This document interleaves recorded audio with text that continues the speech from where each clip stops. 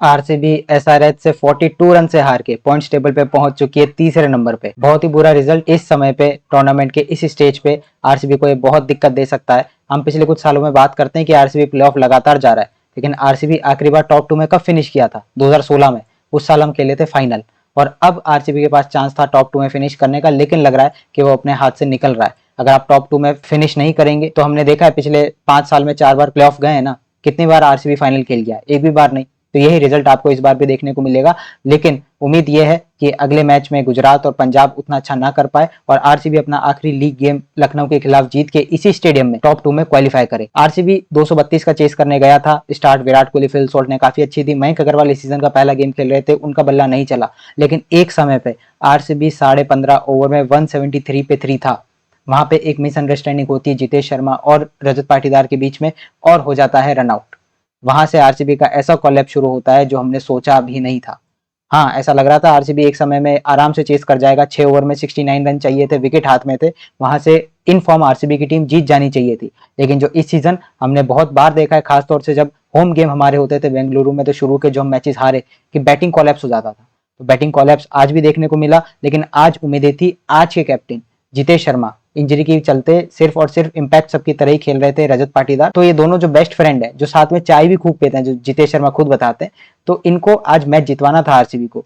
ठीक है, मयंक अग्रवाल का बहुत दिनों बाद एक आईपीएल मैच था, मैं उस पर पूरा इल्जाम नहीं लगाऊंगा, हालांकि उनके स्टैंडर्ड के हिसाब से बिल्कुल भी अच्छी पारी आज नहीं आई, लेकिन आज जिम्मेदारी लेनी थी कप्तान और उप कप्तान को। रोमारो शेफर्ड स्लो बॉल पे आउट हो जाते हैं, ठीक है, आपको उनसे यही देखने को मिलेगा, या तो वो किसी दिन बहुत अच्छा करेंगे या किसी दिन ऐसा। टिम डेविड इंजर्ड हो गए थे फील्डिंग करते समय, हैमस्ट्रिंग में उनके खिंचाव हो गया था, जिसके चलते वो बैटिंग ऑर्डर में बहुत नीचे आए और बिल्कुल भी रन नहीं ले पा रहे थे। तो हमने देखा उन्होंने एक रन भागा और उसके बाद वो आउट हो गए। कृणाल पांड्या से आप 232 की चेज में ये उम्मीद नहीं कर सकते कि कृणाल पांड्या के दम पे हम ये चेज करेंगे।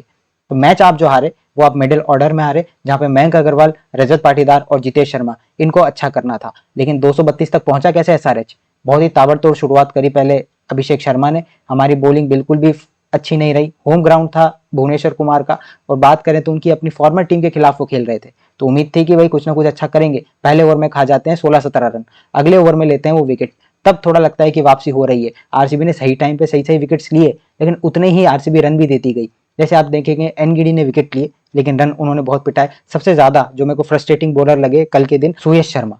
मतलब वो बंदा क्या कर रहा है, इतनी आसानी से वो बंदा छक्के खा रहा है, हाफ ट्रैकर दे रहा है, कभी स्लॉट में दे रहा है। ये मतलब सुयश शर्मा जो पिछले 4-5 मैच में अपने रिदम पकड़ रहे थे, वो गायब ही हो गए एकदम। तो सुयश शर्मा ने बहुत ज्यादा डिसअपॉइंट किया मेरे को। अगर आप टॉप 2 में जाने की सोच रहे हैं तो इस तरीके की गेंदबाजी से आप बिल्कुल नहीं जा पाएंगे। जब आपके पिक ऑफ द बॉलर हो रोमारो शेफर्ड, जिसने 2 ओवर डाले 15 ओवर के आसपास, 2 ओवर में 2 विकेट लिए, 14 रन दिए।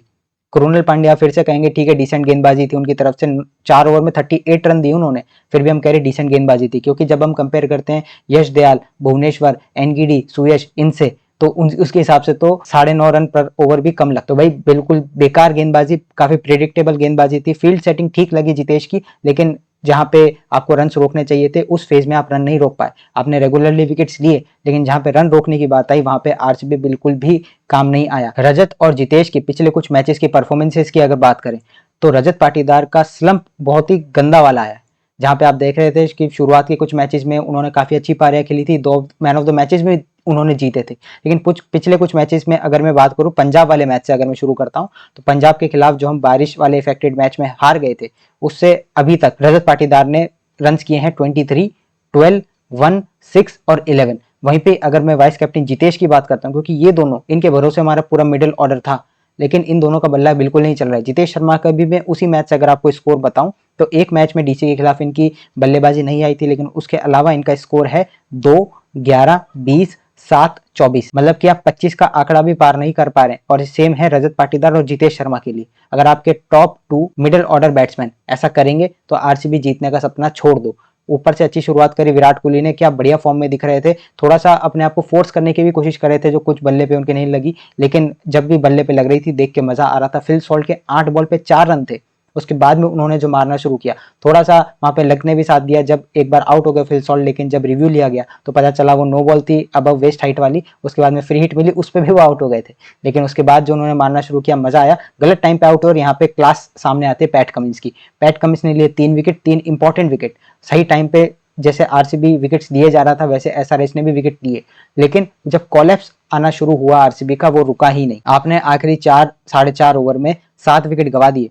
आरसीबी 42 रन से मैच हारा है। 42 रन से मैच हारने का मतलब है आपका नेट रन रेट चला गया है जमीन के अंदर, आप चले गए पॉइंट्स टेबल पे नंबर 3 पे और पंजाब बिना खेले नंबर 2 जा चुका है। यानी कि अगर अब नेट रन रेट पे बात आई तो पंजाब को बहुत बड़ा एडवांटेज है आरसीबी के पास। बस अच्छी बात यह है कि जब आप अपना आखिरी लीग मैच खेल रहे होंगे तब आपको पता होगा कि आपको कितने रन से जीतना है, कितने ओवर पहले जीतना है, तो ये सब हमारे हाथ में होगा। लखनऊ के खिलाफ उनके होम ग्राउंड पे इसी स्टेडियम में मैच खेलना जहां आरसीबी आज हारी है, वहीं पे एसआरएच की टीम इससे पिछला मुकाबला लखनऊ को इसी मैदान में हराई थी और अब इन्होंने फिर से हरा दिया है आरसीबी को। तो ये स्टेडियम एसआरएच को तो रास आ गया। अब उम्मीद करेंगे कि आरसीबी का थोड़ा खून खोले, इनके सामने मौका हो कि कैसे हम टॉप 2 जा सकते हैं और आरसीबी टॉप 2 जाए, क्योंकि जैसे हमने बात करी आखिरी बार टॉप 2 थे 2016 में, उसके बाद आरसीबी भले 4 बार प्लेऑफ चला गया हो, फाइनल आज तक नहीं खेला। तो टॉप 2 में जाना बहुत इंपॉर्टेंट हो जाता है और अगर आपको पहली अपनी ट्रॉफी चाहिए तो बिना टॉप 2 के तो आप भूल जाइए। हाँ, 3-4 पे फिनिश करके भी आप ट्रॉफी जीतते हैं तब वो एक अलग कहानी होगी, लेकिन हमको एक सिंपल सी ट्रॉफी चाहिए पहले, बाद में हम अपनी ऐसी स्टोरीज बनाते रहेंगे कि 4 पे फिनिश कर जाओ, 3 पे कर जाओ, कहीं भी। आरसीबी ने ऐसी खूब स्टोरीज देखी, पिछले साल भी हम कहाँ से फिर प्लेऑफ पहुंच गए थे, फिर क्या हुआ प्लेऑफ पहुंच के, पहला ही मैच राजस्थान से इतनी बुरी तरीके से हार गए। तो ऐसा हमें नहीं देखना है, हमें ट्रॉफी चाहिए इस बार। टिम डेविड जो स्ट्रगल करते नजर आए, उन पे इंजरी स्टेटस क्या है जैसे ही रिपोर्ट आएगी आपको बता देंगे, लेकिन पोस्ट मैच में जितेश ने कहा है कि उनकी बात अभी तक हुई नहीं है टिम डेविड से, तो जब भी उस पर रिपोर्ट आएगी हम आपको बताएंगे। फिल सॉल्ट भी मैं आपको बता दूं कि एक तो ये खबर आ रही है कि वो और उनके पार्टनर एक बेबी एक्सपेक्ट कर रहे हैं, तो प्लेऑफ के लिए फिल सॉल्ट अवेलेबल नहीं होंगे। वहीं पे दूसरी तरफ between the overs Phil Salt भी ट्रीटमेंट लेते नजर आए थे। तो जितने भी विदेशी प्लेयर हैं इनको 45 डिग्री में खेलने की आदत नहीं होती, इतनी ह्यूमिडिटी होती है, तो इनको हैमस्ट्रिंग खींचना बहुत आम है। लेकिन अगर ये थोड़ा भी सीरियस हो गया और आरसीबी को उनको रेस्ट देना पड़ गया लखनऊ वाले मैच के लिए तो बहुत भारी पड़ सकता है। उस केस में आप टॉप 2 बहुत दूर पाएंगे अपने आप से। आरसीबी अभी भी टाइम है, ट्रेन पूरी तरीके से पलटी नहीं है, थोड़ी सी पटरी से बाहर जाती नजर आ रही है, लेकिन अभी भी आप उसको संभाल सकते हैं अगर आप अपने बॉलिंग को थोड़ा कंसिस्टेंट रखें, बैटिंग में कोलैप्स ना करें। बाकी आपके 3 से 4 बैट्समैन हर मैच में चल के दे रहे हैं, बॉलिंग में थोड़ा सा लाना पड़ेगा, खासतौर से सुयश भाई बहुत उम्मीद है, हमने उसको हर बार डिफेंड किया है और मैं देख रहा था कि जितनी भी बार आरसीबी मैच हारती है 2 प्लेयर हमेशा आगे आ जाते थे।